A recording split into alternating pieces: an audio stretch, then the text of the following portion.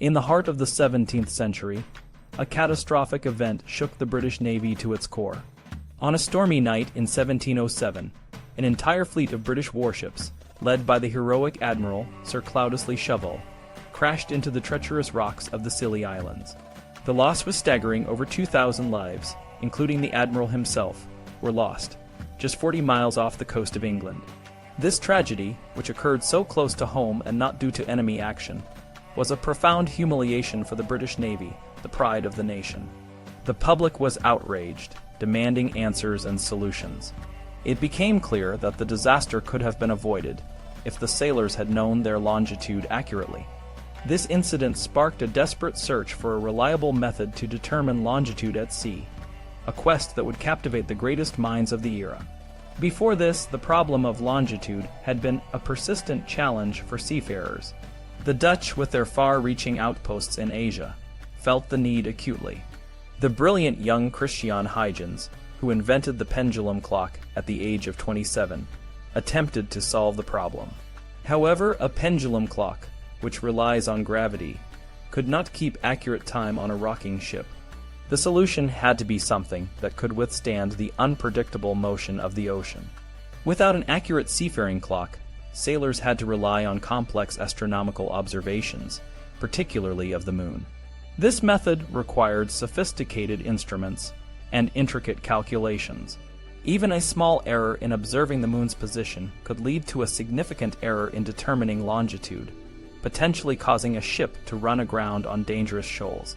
The great seafaring nations of Europe recognized the urgency of the problem and began to offer substantial rewards to anyone who could solve it. Spain, France, and the Netherlands all announced substantial prizes, but it was the British Parliament that took the most decisive action. In 1714, Parliament passed an act offering a prize of £20,000, a fortune at the time, to anyone who could develop a method to determine longitude at sea with an error of less than 30 minutes. This was a call to action for inventors, scientists, and dreamers. The challenge was not only technological, but also educational. The great seafaring nations, including England, began to train sailors in advanced mathematics and navigation. However, it was clear that a simpler, more practical solution was needed: a device that could be used by any seaman, regardless of their level of education. The development of a reliable seafaring clock required a breakthrough in clock mechanics. The traditional pendulum clock was unsuitable for the high seas, so inventors turned to spring-driven mechanisms. The spring, a coiled piece of metal, could provide the necessary power to keep the clock running. However, the spring's force decreased as it unwound, leading to inaccuracies. The solution came in the form of the fusee, a conical spool that compensated for the decreasing force of the spring. This innovation made spring-driven clocks more reliable, but they still lacked the precision needed for navigation. The key to a marine clock lay in finding a reliable regulator. The pendulum, which worked well on land, was useless on a ship. Robert Hooke, a brilliant inventor and scientist, proposed using a balance spring to regulate the clock. A balance spring, attached to a balance wheel, could oscillate back and forth, providing the necessary periodic movement to regulate the clock's mechanism. Hooke's idea was revolutionary, but he never fully developed it into a practical device.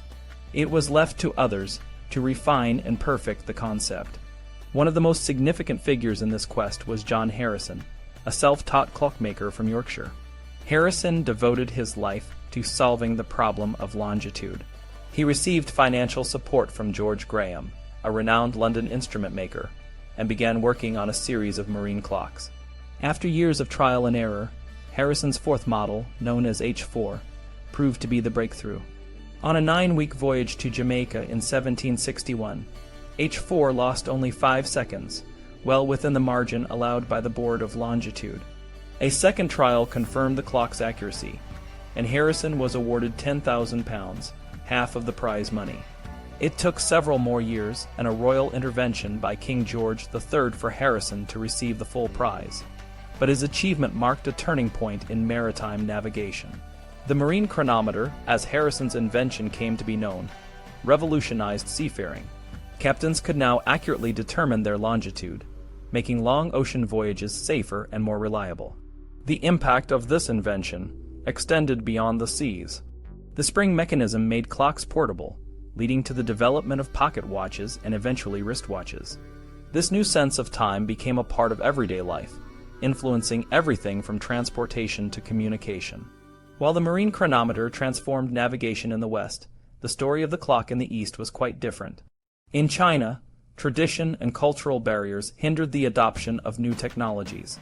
The Chinese, who had a long history of scientific and technological achievements, were initially resistant to Western ideas. In 1577, a young Jesuit priest named Matteo Ricci set out to bring Christianity to China. Ricci was a man of great intellect and diplomatic skill, and he understood that to gain the trust of the Chinese, he needed to demonstrate the value of Western knowledge. Ricci arrived in Macau, a Portuguese trading port, and began learning Chinese. He and his fellow priest, Michel Ruggieri, moved to Kaohsiung, a town near Canton, where they built a mission house. Ricci's map of the world, which he displayed in the mission, was a significant attraction. The Chinese, who believed their empire was the center of the world, were initially skeptical. Ricci cleverly modified the map to place China at the center, a gesture that won the respect and curiosity of the Chinese scholars. However, even with this gesture, Ricci and his fellow missionaries faced many challenges. The Chinese were deeply suspicious of outsiders, and the mission house was often attacked by hostile locals. Despite these obstacles, Ricci's learning and tact gradually won the trust of the Chinese. He became a respected figure in the Chinese court, where he introduced Western science and mathematics. However, the cultural barriers were significant. The Chinese were proud of their ancient civilization and were reluctant to accept new ideas from the West. Ricci's efforts to spread Christianity were met with resistance, and the mission faced many setbacks. The story of the clock in China highlights the complex interplay between technology and culture. While the marine chronometer transformed navigation in the West, it took much longer for similar advancements to take root in the East. The cultural and institutional barriers were formidable, and the adoption of new technologies required more than just scientific innovation. It required a willingness to change and adapt. In conclusion, the quest to solve the problem of longitude was a defining moment in the history of navigation. The invention of the marine chronometer by John Harrison marked a significant technological breakthrough, making long sea voyages safer and more reliable.